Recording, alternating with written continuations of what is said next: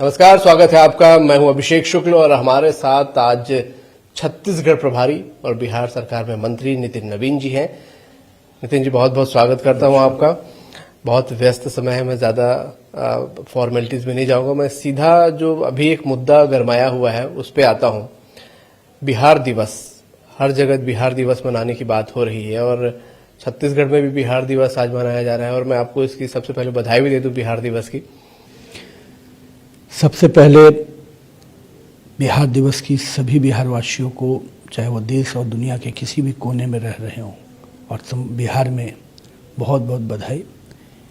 बिहारी अपने आप में एक सोच भी है, एक तरह की विचार भी है जो पुरुषार्थ और मेहनत के नाम से जाना जाता है। और माननीय प्रधानमंत्री जी ने एक भारत श्रेष्ठ भारत की कल्पना के साथ हर राज्यों को, दूसरे राज्यों में जो लोग रह रहे हैं उनके साथ बेहतर कनेक्टिविटी बने।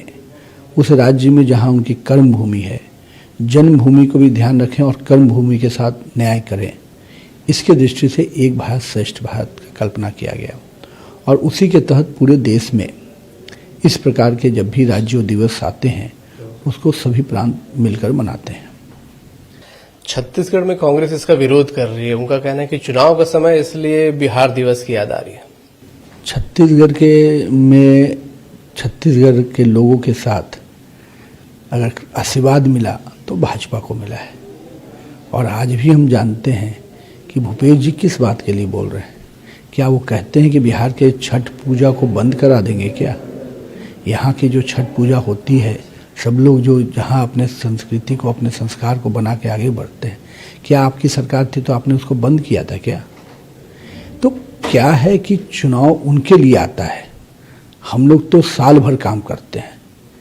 और छत्तीसगढ़ दिवस भी और ऐसे और राज्यों के दिवस भी विभिन्न राज्यों में राज्यपाल के द्वारा मनाए जाते हैं। इस कल्पना को भी शुरुआत किया तो नरेंद्र मोदी के नेतृत्व वाली भाजपा सरकार ने किया। आप उस दिन क्यों वहाँ थे जिस दिन आपने यहाँ के लोगों को प्राथमिकता देने के बजाय राज्यसभा का सांसद किसी और राज्य से लाकर बना दिया? बिहार से लाके बनाया रंजीता रंजन। तो मैं उस विषय का विरोधी नहीं हूँ, लेकिन आपने क्या किया? तो भूपेश जी, आपके खुद के गिरेबान में इतने छेद हैं क्योंकि आपको तो नैतिक अधिकार नहीं है इन विषयों पर बोलने का। और सबसे पहले आपने छत्तीसगढ़ के लोगों के साथ क्या किया? जो छत्तीसगढ़ के ट्राइबल्स लोग थे, छत्तीसगढ़ के हमारे गरीब परिवार के लोग थे, उनको क्या दिया था? केवल भ्रष्टाचार और बड़े बड़े वादे। तो मान के चले कि आने वाले समय में और भी राज्यों के जो स्थापना दिवस इस तरीके से मनेंगे? ये पहले भी मनाए जा रहे हैं। ये आपको अभी ये विषय ध्यान में आया, लेकिन ये एक भारत श्रेष्ठ भारत की कल्पना के तहत पूरे देश में इस प्रकार के कार्यक्रम लगातार होते रहते हैं। छत्तीसगढ़ में हाल ही में निगम इलेक्शन भी हुए, बड़ी जीत आप लोगों को मिली है। विधानसभा, लोकसभा और फिर निकाय चुनाव, ट्रिपल इंजन जो कहा जाए, वो आप लोग जो कहा था वो जनता ने भरपूर यहाँ पर दिया है। अब इसे किस तरीके से विजन देंगे, किस तरीके से आप लोगों ने बैठकें भी की है कि अभी इसको आगे कैसे ले जाना है? देखिए, सबसे पहले तो मैं ये कहूँगा कि माननीय अपने नेता प्रधानमंत्री जी हों, गृह मंत्री जी हों, राष्ट्रीय अध्यक्ष जी की जो सोच थी कि भारतीय जनता पार्टी का जो स्वर्णिम काल तभी आएगा जब पंच से लेकर पार्लियामेंट तक भगवा लहराएगा। और मैं तो छत्तीसगढ़ के जनता को और यहाँ के कार्यकर्ताओं का अभिवादन करता हूँ कि उन्होंने उस सपने की पहली कड़ी को छत्तीसगढ़ में शुरुआत कराया है कि आज पंच से लेकर पार्लियामेंट तक भगवा लहरा रहा है। जहाँ तक आप इस बड़ी जीत को ले रहे हैं, तो हम इस बड़ी जीत को एक चुनौती और एक अवसर के रूप में ले रहे हैं। और मेरा ये मानना है कि आज छत्तीसगढ़ के लोगों की सेवा करने का जो मौका छत्तीसगढ़ की जनता ने दिया है, तो हमारे ऊपर जवाबदेही बढ़ी है। हमने अपने सभी जनप्रतिनिधियों को यही संदेश दिया है कि अब इस बड़ी जीत के साथ बड़ी चुनौती और बड़ी जवाबदेही है। और हमको उस सेवा भाव से, जो हमारे नेता नरेंद्र मोदी जी कहते हैं कि जनप्रतिनिधि सेवक होता है जनता का, उस भाव से इसको लेना है। हमारे अंदर और विवेक आए, हमारे अंदर और सहनशीलता आए और हम जनता के साथ जुड़कर काम करें, क्योंकि जनता ने हमको ये मैंडेट दिया है। तो ये पूरा विषय, इतनी बड़ी जीत को हम अवसर ले रहे हैं छत्तीसगढ़ के विकास के लिए। हम अवसर मानते हैं छत्तीसगढ़ के लोगों के उत्थान के लिए।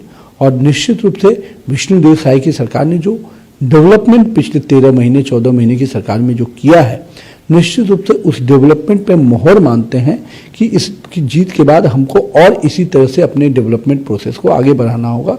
एक सुशासन मॉडल जो अटल जी का सपना वाला सरकार रहा है, जो हमने इस राज्य को बनाया, अब संवारने की जो बारी है वो पंचायत से लेकर मुख्यमंत्री तक अब इस पूरे काम में लगेंगे। एक बड़ा इंतजार सभी लोगों को है कि लोकसभा के बाद से कि चुनाव लोकसभा का खत्म हो गया, निकाय चुनाव का हो गया, मंत्रिमंडल विस्तार ये कब होगा? क्योंकि जब भी सीएम दिल्ली जाते हैं ये फिर से चर्चाएं शुरू हो जाती हैं। देखिए, ये मीडिया और विपक्ष की एक इच्छा होगी। भाजपा को मालूम है कि हमको कब क्या निर्णय लेने हैं। और मैं तो भूपेश से पूछता हूँ, आपने तो 2.5 साल वाला खेल कब तो भूल गए थे क्या? हमने तो कोई कमिटमेंट नहीं किया, लेकिन आपने तो 2.5 साल का कमिटमेंट करके भी व्यक्ति को पूरा 5 साल घुमा दिया। लोग भूले हैं क्या? मैं तो एक इतिहास उनको याद कराऊंगा कि 4 साल जिस प्रकार से हम लोगों ने यहाँ संघर्ष किया है और किस प्रकार से आप एनार्किस्ट की सरकार चलाते थे, चाहे पार्टी के अंदर हो चाहे पार्टी के बाहर हो। तो आपको 2.5 साल का कमिटमेंट वाला फॉर्मूला याद नहीं है और हमारे कैबिनेट एक्सपेंशन की बड़ी चिंता कर रहे हैं। आपको कम से कम अपनी पार्टी की चिंता करनी चाहिए थी, जिसके लिए आपको किस प्रकार से आपको दरकिनार किया जा रहा है, किस प्रकार से आपको उसकी चिंता कीजिए भूपेश जी। एक और उनकी चिंता थी, ईडी अभी उनके घर पहुंची थी, उनका कहना था कि वो पंजाब के प्रभारी बन गए हैं, इसलिए रोकने की ये कोशिश हो रही है। ईडी क्यों पहुंची है? ईडी इसलिए पहुंची है कि आपने शराब घोटाले का जो खेल खेला था। हम लोग कहते थे कि 2000 करोड़ तो आपको बेचैनी होती थी। बोतल में जब आपने 2000 करोड़ का घोटाला किया तो निश्चित रूप से वो रात की नींद तो उड़ाएगी ही। अब आपके प्रभारी बनने से भाजपा के सेहत पर क्या असर होने वाला है? आप तो कह सकते हैं जिसको नकार दिया कांग्रेस ने, वो तो आपकी रास्ता निकाला आपको यहाँ से बाहर करने का। अब उस रास्ते में आप अपनी जीत मानते हैं तो ये आपको मुबारक हो।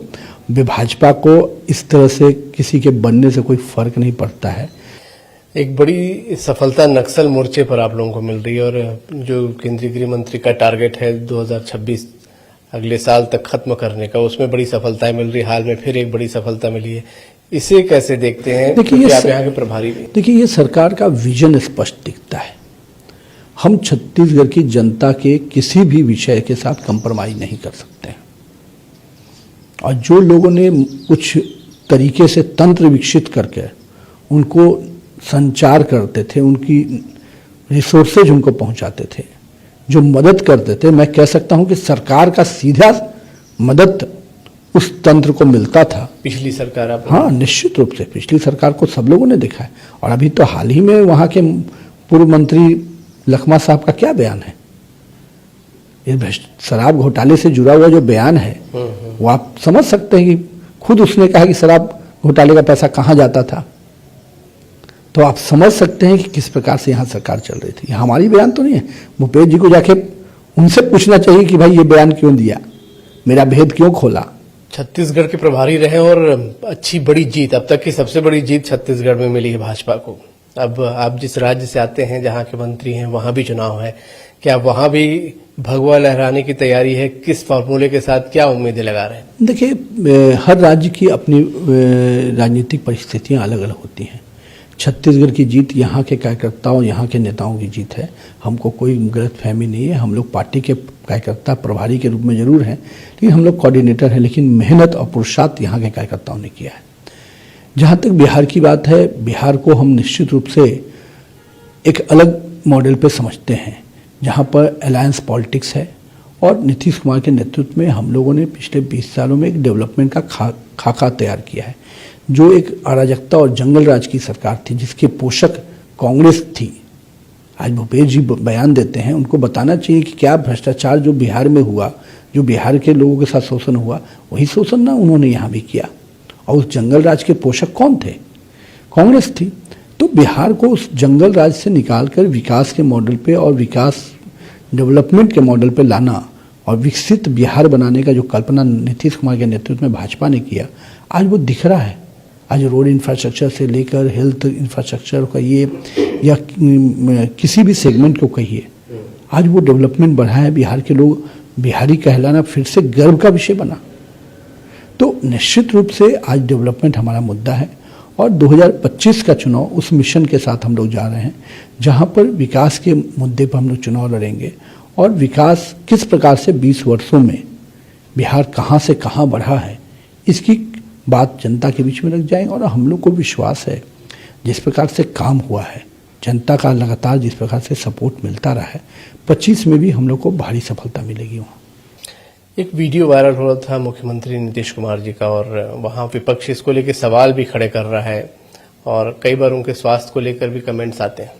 देखिए, एक बात, विपक्ष के जो नेता हैं या विपक्ष के लोग हैं, क्या उनको नैतिक अधिकार है मर्यादाओं की बात करने का?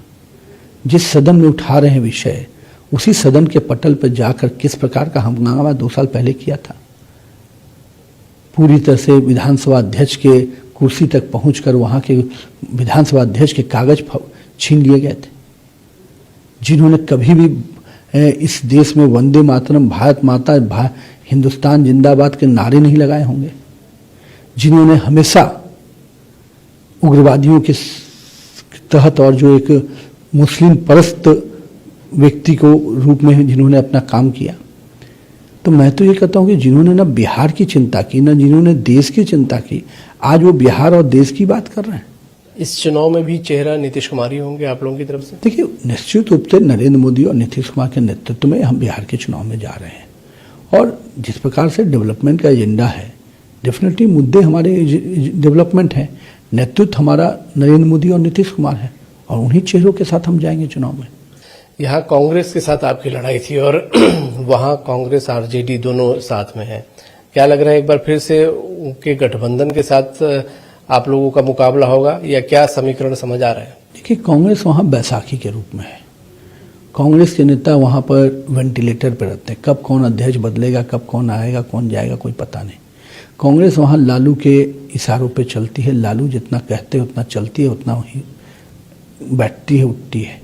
तो इसलिए कांग्रेस का कोई अस्तित्व बिहार में उस प्रकार का नहीं है। वो तो बस लालू के लिए तंत्र है जिसके तहत कांग्रेस को उनके आला कमान के थ्रू कंट्रोल करती है। संगठन में भी कांग्रेस का कोई महत्व वहाँ पर नहीं है। प्रधानमंत्री आने वाले हैं बहुत जल्द और तैयारियां आप लोग भी कर रहे थे, तो लोकसभा चुनाव के बाद उनकी पहली बड़ी सभा होगी, बड़ी रैली होगी। देखिए, प्रधानमंत्री जी छत्तीसगढ़ को बड़ी सौगात देने आ रहे हैं, चाहे वो पावर सेक्टर में हो, रोड सेक्टर्स में हो। प्रधानमंत्री आवास योजना, जितने बड़े पैमाने पे, जो यही भूपेश जी यहाँ के गरीबों को आवास छीने थे, उनकी सजा उनको मिली कि मुख्यमंत्री आवास उनका चला गया।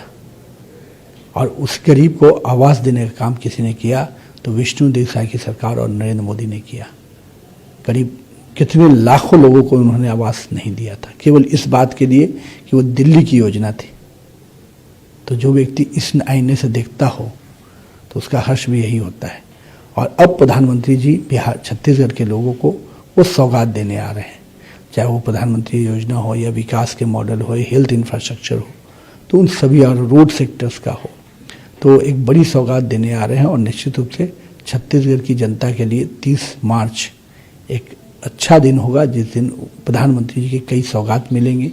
साथ ही साथ त्रिस्तरीय पंचायत चुनाव और निकाय चुनाव में एक बड़ी जीत के बाद निश्चित रूप से यहाँ के कार्यकर्ताओं और जनता का आभार व्यक्त करेंगे। बड़ी जीत के साथ बड़ी जिम्मेदारी भी आती है, ये एक पुरानी कहावत है।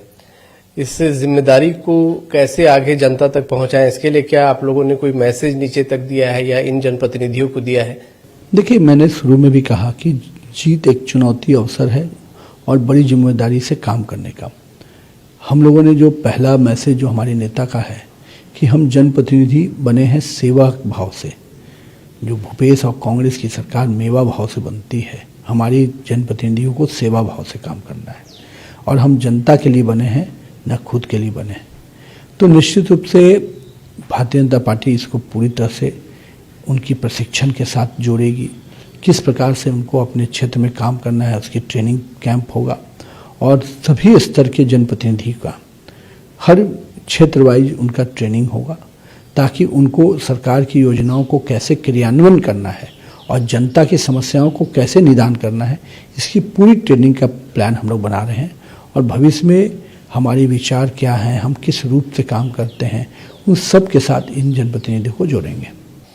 बिल्कुल नितिन जी, हमसे बात करने के लिए बहुत बहुत शुक्रिया आपका और बहुत सारी शुभकामनाएं भी। बहुत जल्द आप चुनाव में एक बार फिर से जाने वाले हैं और जो बहुत सारी रणनीतियां आप लगातार यहाँ बनाते रहें, उम्मीद है वो रणनीति अब वहां भी काम आएंगी। चलिए, वो बिहार है, वहाँ मेरी भूमिका अलग हो गई।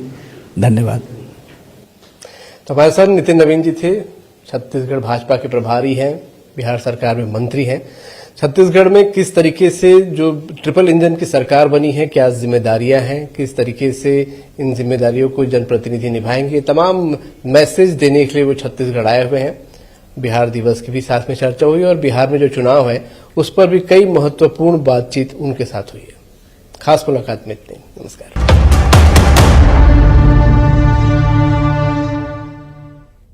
और इस वक्त बड़ी खबर आ रही है दिल्ली से सटे हरियाणा